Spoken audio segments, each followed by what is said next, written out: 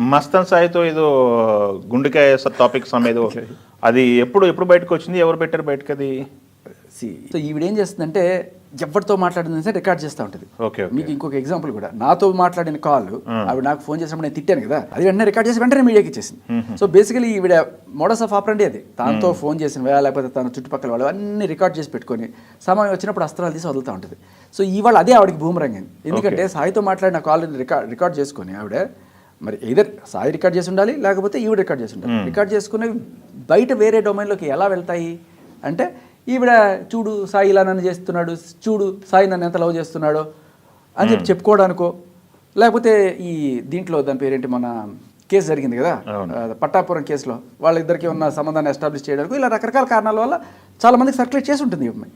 Okay, ఏ రోజు ఇలాంటి రోజు వస్తుంది నేను సాయి విషయం దాచిపెట్టేయాల్సి వస్తుంది, రాజ్ తరుణ్ కోసం ఫైట్ చేయాల్సి వస్తుంది అని ఆవిడ అనుకోరా.